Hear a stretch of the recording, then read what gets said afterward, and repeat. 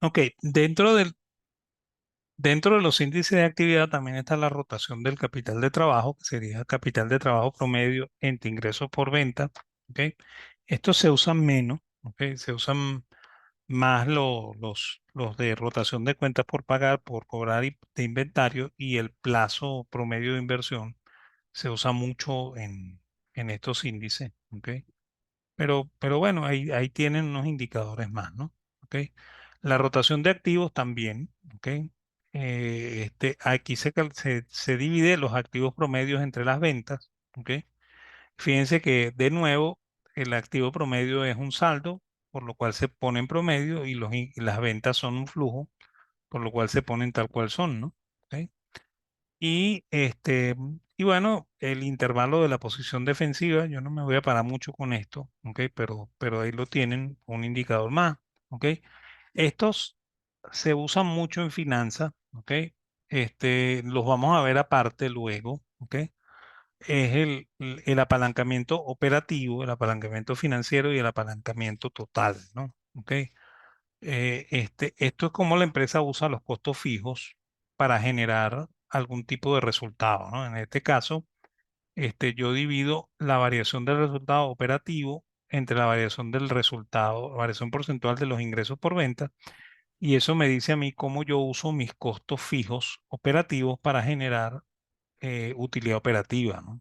¿Ok? Eso es lo que me dice esto, ¿no? Una suerte de elasticidad, ¿no? ¿Ok? Después vamos a ver los otros que son los financieros y el total, ¿ok? Que más o menos tienen la misma conformación, ¿no? Ok, después vienen los índices de endeudamiento, ¿no? Y ojo que aquí esto puede variar muchísimo, ¿no? Ok, miden la proporción de financiamiento hecho por terceros con respecto a los dueños de la empresa y de la misma forma miden la capacidad de la empresa para responder a sus obligaciones con los acreedores, ¿no? Y los indicadores más utilizados son la razón de endeudamiento, que sería el total de pasivos entre el total de activos, ¿ok? También la razón deuda-patrimonio, que es el total de pasivos entre el patrimonio, ¿ok? Fíjense que aquí estos son saldos, por lo cual no se hacen promedios, estos también son saldos, por lo cual no se hacen promedios, ¿ok? Este, y bueno, también la razón de deuda de corto plazo con respecto a la deuda total, ¿ok? Que utilizaría nada más los pasivos de corto plazo comparando con los pasivos totales para ver cuánto de la deuda es de corto plazo, ¿ok? Después vienen los índices de cobertura, ¿no? Estos miden la capacidad de la empresa para hacer frente a las distintas obligaciones emanadas por las deudas, ¿ok? Y uno que se usa mucho es la cobertura de gastos financieros, ¿no? Si yo tomo la utilidad antes de impuestos y le sumo los gastos financieros, ¿ok? Y lo divido entre los gastos financieros, me dice a mí hasta cuándo podría yo endeudar la empresa, ¿no? ¿Ok? Con el nivel de tasas actuales, ¿no? ¿Ok? Porque esto me diría a mí cuánto me puedo endeudar, ¿ok? Pero obvio que yo no debería llevar esto al extremo, ¿no? ¿Ok? Y obviamente una empresa que tiene mucho flujo de caja normalmente puede soportar una deuda muy grande, ¿no? Y ese es el caso, por ejemplo, de los bancos, ¿ok? Los bancos tienen mucho pasivo, que son sus depósitos, ¿ok? Y con esos depósitos generan utilidad, ¿no? Porque ellos los prestan, ¿ok? A una tasa mayor, ¿ok?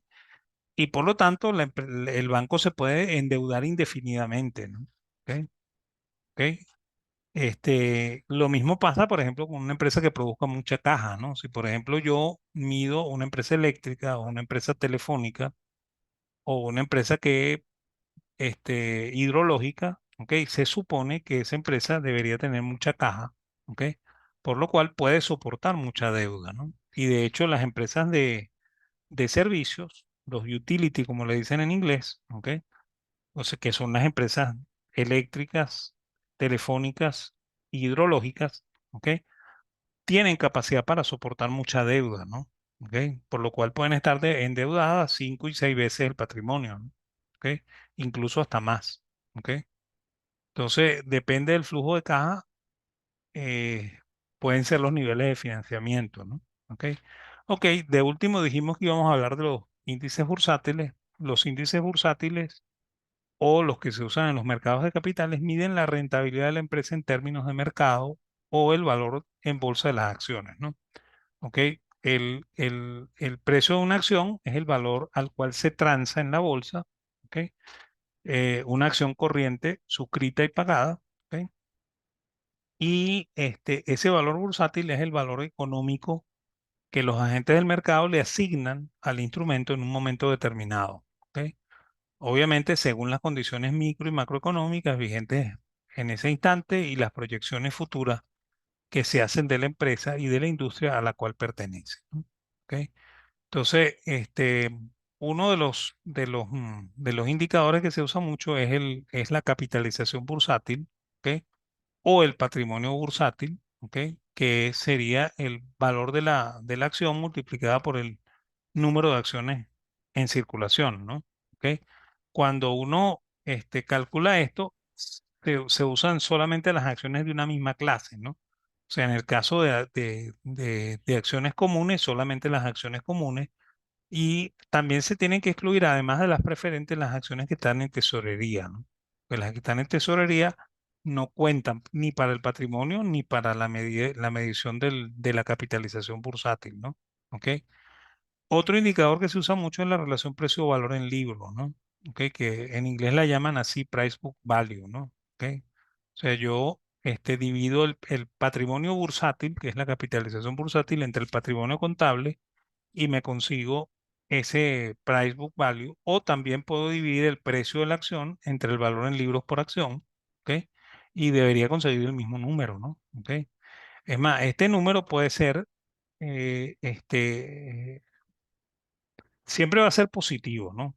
O sea, porque no hay, o sea, no debería haber ni patrimonio bursátil negativo ni patrimonio contable negativo, ¿no? Siempre me debería dar positivo, pero puede dar valores menores que uno, ¿no? ¿Ok? Esto lo que me dice a mí es cuánto la gente paga de por la acción en relación a lo que el contador dice que vale la empresa, ¿no? Porque si yo le pregunto al contador cuánto vale la empresa, el contador me va a decir el valor en libro, ¿ok? Entonces, si yo comparo el precio con el valor en libro y el precio es menor que el valor en el libro, esto me va a dar un número entre 0 y 1, ¿ok? Si es exactamente igual, me da 1. ¿Ok? Y si el precio es mucho mayor que el valor en el libro, este indicador me va a dar mayor que 1, ¿no? O sea que yo lo podría ver en términos porcentuales, ¿no? 1 es 100%, más de 1 es más de 100% y menos de 1 es, no sé, 60%, 40%, lo que dé el indicador, ¿no? ¿Ok? Este no se usa mucho, ¿ok? Pero sirve para más o menos hacerse una idea de cuánto vale la empresa, ¿no? Otra cosa que se calcula mucho es la utilidad por acción, ¿no? Se toma la utilidad del ejercicio y se divide entre el número de acciones en circulación, ¿ok? Este, obviamente, se excluye de aquí las acciones preferidas y las acciones en tesorería, o sea que solamente son las acciones comunes de la empresa, ¿ok? Y eso me daría el earning per share o la utilidad por acción, ¿no? ¿Ok? Y con ese earning per share yo puedo calcular otro indicador que se llama la relación precio-utilidad, ¿ok? O el PE ratio en inglés, ¿ok? Que sería el precio de la acción entre la utilidad por acción, ¿no? ¿Ok? O si lo vemos en números gordos, sería la capitalización bursátil entre la utilidad neta de la empresa, ¿no? ¿Ok? Entonces, ese indicador tiene mucha importancia en los mercados bursátiles. Después, cuando veamos mercados de acciones, vamos a ver los tres significados de ese indicador, que significa tres cosas distintas, ¿no? También se usa mucho la relación precio activo flujo de flujo efectivo operacional, ¿ok?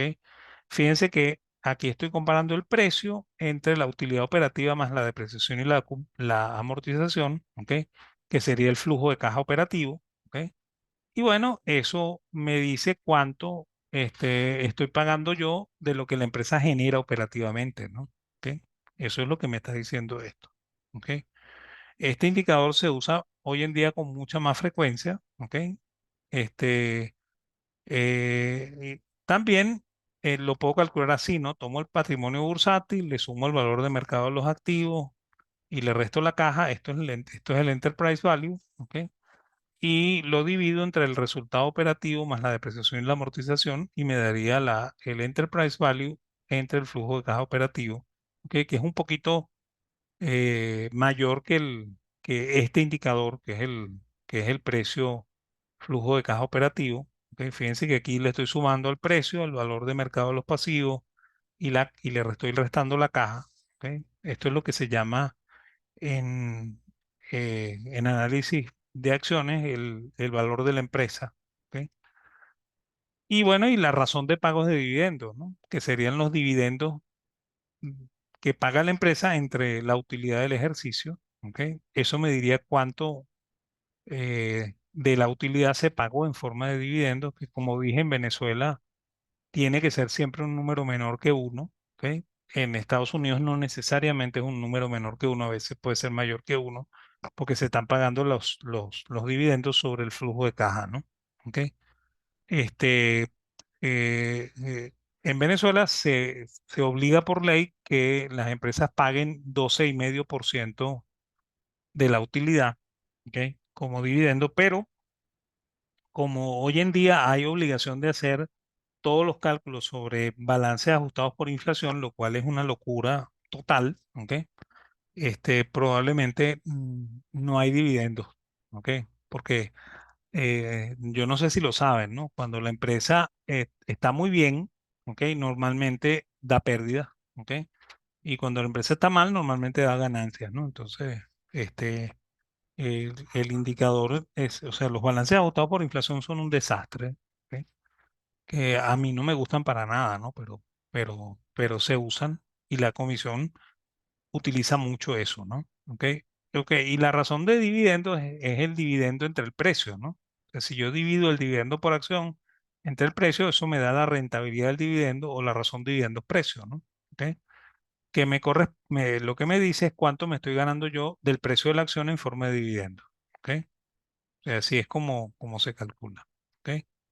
Ok, entre las precauciones más comunes que se deben tener en cuenta cuando se hace análisis financiero, ¿ok? Es que los métodos contables cambian entre las empresas, ¿no? ¿Ok? Por lo cual, a veces las razones no son comparables, ¿no? ¿Ok? Eso pasa mucho en Venezuela, ¿no? O sea, es más, los bancos, ¿ok? En Venezuela tienen una norma para hacer contabilidad, ¿ok? Que es la norma de cuentas contables de la Superintendencia de Bancos, ¿no? Y la norma es tan flexible, ¿ok? Que a veces las comparaciones entre bancos no tienen sentido, ¿ok? Porque a veces un gerente decide registrar usando el plan de cuentas, ¿ok? Una determinada decisión, decide registrarla de una manera distinta a otro, ¿ok? Y ya eso hace que las dos cuentas sean totalmente mm, no comparables, ¿no? ¿Ok? Y bueno, una contabilidad que esté distorsionada implica índices financieros distorsionados, ¿no? Un poco lo que pasa con el análisis ¿cómo se llama? De empresas ajustadas por inflación, ¿no? ¿Ok? Cuando ustedes ajustan por inflación, eso distorsiona tanto los indicadores que el análisis no tiene ningún sentido, ¿no? ¿Ok? Y hay que tener en cuenta también que la contabilidad puede estar intencionalmente manipulada con el fin de mejorar algunas razones financieras, ¿no? ¿Ok? Eso también pasa, ¿ok? Es más, no hay nada más peligroso que un gerente que sabe contabilidad, porque el tipo le puede decir al contador, no, pero no me registre eso y regístramelo allá, ¿ok? Y entonces ya ustedes no ven lo que deberían ver, ¿ok? Porque el gerente sabe cómo esconder ¿cómo se llama? Las cosas que él no quiere que ustedes vean, ¿no? ¿Ok? Entonces, por eso es que les digo que el análisis más importante es el análisis de las notas, porque en las notas normalmente se dice qué es lo que se está haciendo en la contabilidad, ¿ok? Y ustedes pueden tomar decisiones un poquito más certeras, ¿ok? O pueden observar cosas un poco más certeras que haciendo puros números, ¿no? ¿Ok? Ok, tienen que tomar en cuenta que son elementos estadísticos basados en saldos de un momento, ¿ok? Que pueden no ser representativos de la realidad de la empresa hoy, ¿ok? ¿Ok? Sobre todo cuando se trata de negocios estacionales o cíclicos, ¿ok? Yo les voy a contar una anécdota con respecto a esto, ¿no? En la crisis del 94, ¿ok? Eh, en noviembre del año 93, los balances del Latino estaban tan buenos, ¿ok? Que uno de los calificadores de riesgo, ¿ok? Le puso doble A, ¿ok? Y un mes después el banco estaba quebrado, ¿ok? Entonces el balance muchas veces dice mentiras, ¿ok? O tiene registradas cosas que, que no les permiten a ustedes darse cuenta de qué es lo que le está pasando de verdad al banco, ¿ok? Incluso la crisis del 94 es todo todo un posgrado para entender esto, ¿no? ¿Ok? Este, de hecho, ¿ok? Cuando se decide la intervención del latino, ¿ok? El- los, la gente que, que dirigía la superintendencia, ¿ok? Pensó que eso les iba a costar muy poco porque los depósitos del latino eran una cantidad X, ¿no? ¿Ok? Y ellos no sabían, ¿ok? Que los depósitos del latino no estaban registrados en el balance del latino, ¿ok? De hecho, 5 o 6 veces los depósitos estaban en una cosa que se llamaba participaciones, ¿ok? Que no aparecían en las cuentas del balance del latino, ¿ok? Y además no estaban garantizados por Fogade, ¿no? Por lo cual Fogade pudo haber dicho, yo no pago eso, ¿ok? Pero no lo dijeron, ¿ok? Y aceptaron su error, ¿no? ¿Ok? Porque ellos tomaron la decisión viendo el balance y viendo los depósitos, ¿no? ¿Ok? Por eso que les digo, el balance que publicaron, ¿ok? Les permitía a ustedes creer que el banco estaba en excelente condición financiera, ¿no? ¿Ok? Lo que pasa es que ustedes no veían las participaciones que era donde estaba de verdad el hueco, ¿no? ¿Ok? Y las captaciones ahí no se hacían por el banco, sino que se hacían por el estacionamiento del edificio del banco, ¿ok? El edificio del banco y la administradora del condominio del banco, ¿ok? O sea, eran tres bancos adicionales que no estaban en el balance del Banco Latino, ¿ok? Y, y bueno, si ahí toman la decisión con el balance, ¿ok? Están quebrados, pues. O sea, no entendieron cómo era el balance, pues, ¿ok? También hay que tomar en cuenta que los activos siempre se contabilizan a costo histórico, ¿ok? Nunca al valor de mercado, ¿ok? Eso tiene implicaciones, ¿ok? Pueden existir componentes con monedas de distinto poder adquisitivo, ¿ok? Y obviamente cuando se hace el registro de esas monedas, se hace a tipo de cambio histórico, ¿ok? O sea, no, si ellos devalúan 5 días después del cierre del balance, la devaluación no está en el balance, ¿no? En los balances están contabilizados a tipos de cambio históricos del momento del cierre, ¿ok? Y los efectos de lo que esté pasando no están en el balance, ¿ok? Eso hay que tenerlo bien en cuenta, ¿no? Se usan datos del pasado, ¿ok? Y normalmente el analista financiero los quiere para predecir el futuro, ¿no? ¿Ok?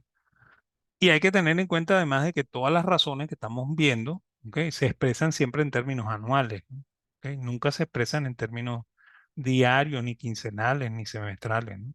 Las razones siempre se expresan en términos anuales, ¿no? Este, eh, ¿Cómo se hace la interpretación? Bueno, se debe saber el verdadero significado, ¿ok?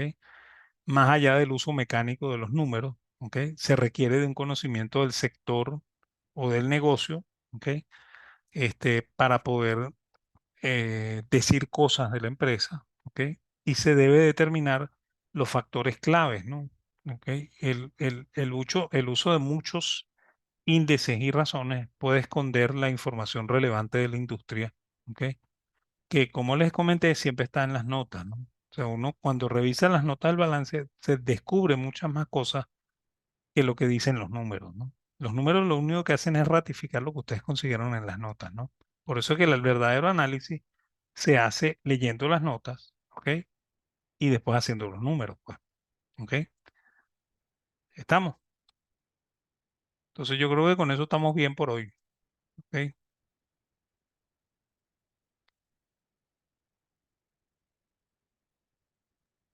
Chévere, profe. Ok, fíjense, ya algunos de ustedes me han respondido lo de los grupos, ¿no? Ok, yo voy a ver si estamos completos. Las 4 personas también que faltan por registrar en el campus virtual, yo en un rato, después que termine la clase de austríaca, los pongo en la página para que comuniquen conmigo a ver si es que yo tengo el correo mal, porque ese fue el correo que me dieron. ¿Ok? Y bueno, y la otra cosa es que de aquí van a salir 3 videos, ¿no? Porque cuando se cayó el internet, se me disparó la grabadora y salió un primer video, ¿no? Sí, un primer video. Entonces van a salir 3 grabaciones. ¿Ok? Entonces, bueno, ok, no, en un rato les pongo eso y les pongo los datos de lo que me faltan, ¿ok? Y veo también a ver cómo va lo de los grupos, ¿no? ¿Ok? Para ir asignando empresas y los primeros trabajos, ¿no? ¿Ok? Vayan entrando en la página para que se vayan acostumbrando, ¿no? Y así yo también me voy enterando de si ustedes entraron, ¿ok? ¿Estamos? No, Buenísimo, profe, gracias. ok.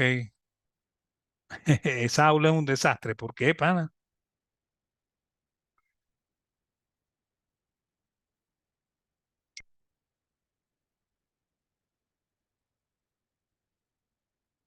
Sí, el campus es súper pesado, es un problema. Sí, bueno, bueno, vamos a ver cómo lo hacemos. ¿Ok?